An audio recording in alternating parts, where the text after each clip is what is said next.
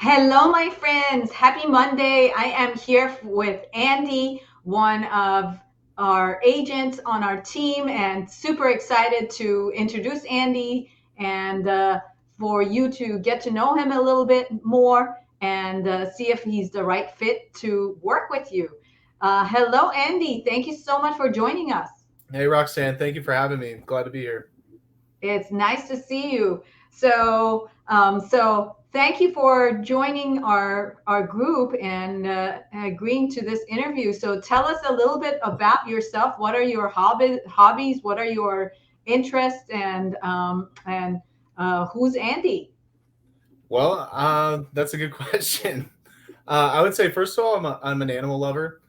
I have three dogs, so that kind of takes up the majority of my time outside of real estate.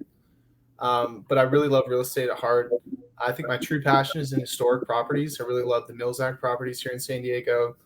I grew up in the area. I was born in Claremont, went to Claremont High School, but was always around Balboa Park and Mission Hills and Bankers Hill, and yeah, that's kind of been my passion. And I'd say I've continued it into adulthood too. To love historic homes. So tell us what were you doing before you got into real estate? Well, I got my degree in journalism about 3 years ago, and I was working as a journalist a little bit part time. Then I was also working at a school teaching part time, working with special ed students in middle school, teaching multi subject. So, Nice, yeah, nice. yeah, You it was know, fun. teachers make great realtors. That is true. I have bonded with a lot of people, a lot of students, and yeah, I would consider myself a people person. Excellent, excellent. Okay, so tell us what got you into real estate. Why real estate? After all, your degree is in journalism, so why real estate after journalism and after teaching? I think when the COVID hit a couple years ago, um, I had a lot of free time on my hands with school being canceled, and I just started to read real estate books, and I started to read about real estate investing, started to read about sort of the powers of real estate. I actually purchased a house myself too around that time, so it all kind of just like came together. And then my dad one day contacted me and said, "Hey, why don't we get into some real estate investing?"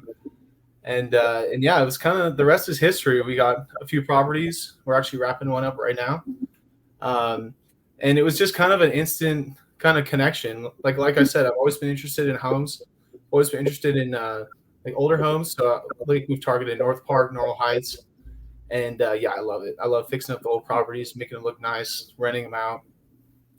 I honestly can't get enough.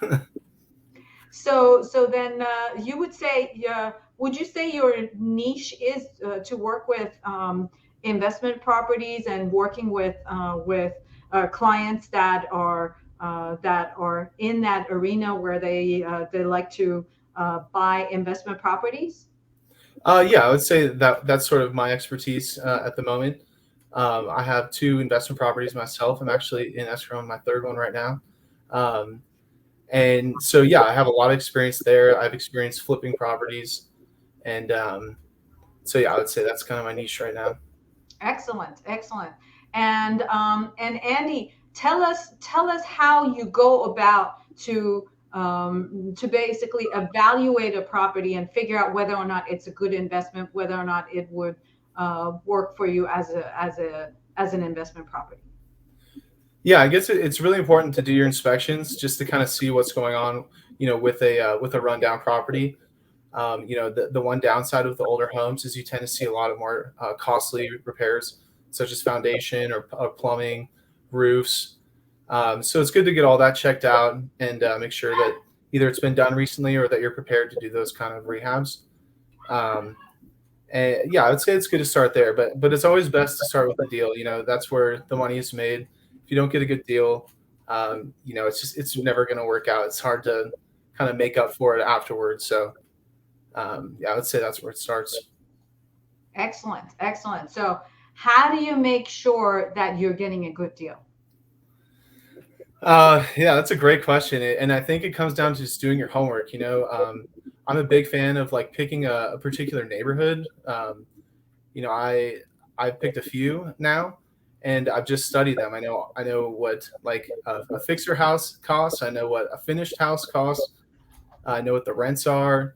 I know if I needed to flip a property, how long it would typically take to sit on the market.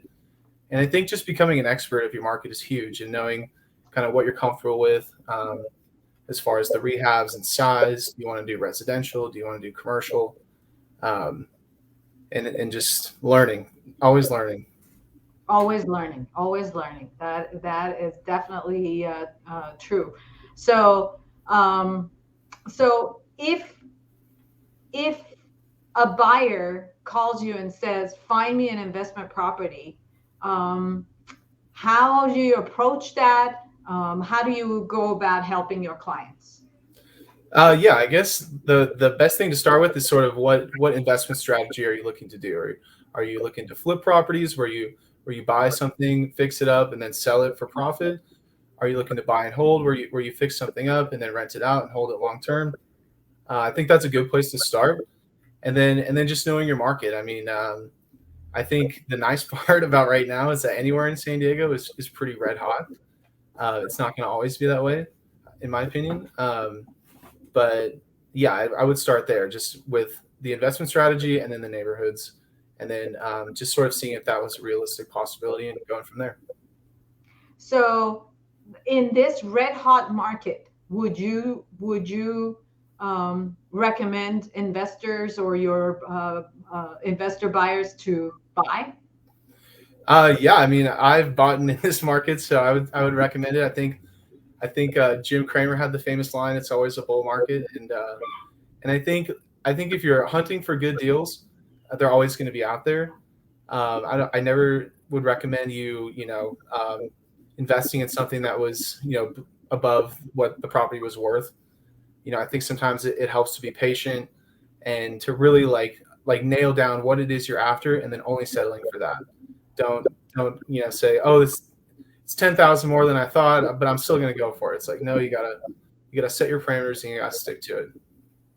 What about if you were a seller? What recommendations would you have for a seller who has an investment property? Like they were flipping it, or what? Um, Either flipping it or trying to, or even if they've held it for a long time. Yeah, I think honestly, if you're going to put it on the market, I would say like some of the best things you can do is stage the property right. Some of the best flippers I know in San Diego are just experts at staging. I mean, they probably use other companies, but partnering with the right people, and then always, I always say that like the best way to make your property improve is to just give it a fresh coat of paint. Sometimes give it new knobs, and if you could stage it right, then I think you're going to get the most money that you can ask for. That I totally agree. Paint does the best type of remodeling that there is. If you want to do it on inexpensively and get the most bang for your buck. Yeah, and I would say it's always easier to sell when a property is vacant. I think like through the coronavirus, like people were a little bit worried to take on renters, and I think it just always helps in that case too. I know sometimes circumstances make it really tough, but the most ideal case would be that. Absolutely, absolutely, I do agree. So you were mentioning Mills Act. I don't know if all of our audience knows what Mills Act is. So give us an idea of what Mills Act is and how does it help a buyer? Yeah, I think Mills Act is super cool. It basically is when you have a historic property that is a national landmark. It's been designated historic by the city of San Diego, and then you file for this Mills Act, which you basically enter into a 10-year contract with the city, and it says that you're going to maintain the property to pretty much its original condition. That includes the siding, the color of the home, the way the roof is.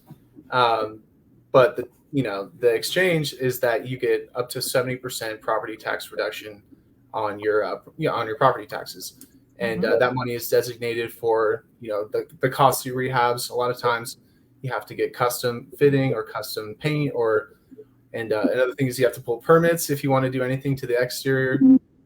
So a bit more hoops to jump through, but with how valuable these historic properties are now, to get 70% off your property taxes is huge. So to me, it's worth it. I love the old homes.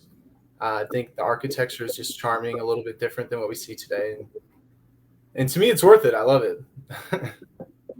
Well, but to play devil's advocate, if I want to do a whole lot of changes, would I want to have Mills Act on the home? Probably not. Well, I should backtrack actually. If you wanted to do a lot of changes to the exterior, then I would say no. You know, typically the homes, either if they have Mills Act, they already are the color they need to be, and there isn't much you can do around it. But I know in a lot of cases, Mills Act only applies to the exterior of the home, unless there is something going on in the interior. Like I know there was a property recently in South Park where the interior was Douglas fir paneling wood, and that wood is really hard to come by. So in that case, the Mills Act was the interior, but in most cases it's not. And so you can actually do whatever you want to the interior. It's just the exterior. So to answer your question, I would say it depends on what exactly you want to do. Depends. Exactly. So tell us, what areas of San Diego do you cover when you're servicing your clients? Well, I was born and raised in San Diego. I'm very familiar with almost every neighborhood from Oceanside to San Ysidro and La Jolla to La Mesa. But I was born in Claremont in Bay Park. My parents actually still live there. So I know that area very well. I'm currently a resident of North Park, very familiar with the metro area. And really any historic district. I've actually been learning a lot about the La Mesa Historic District, the Escondido Historic District, Point Loma, La Jolla. Gosh, they're everywhere. So, yeah, I would say metro area is probably my area of expertise, and then the coastal areas.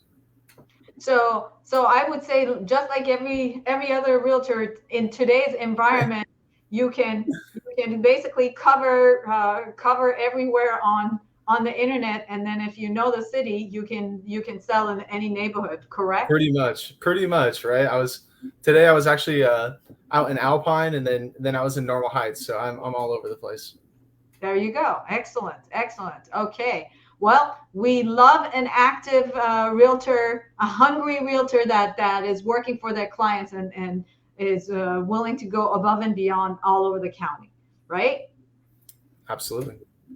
Okay. Well, thank you very much for joining us.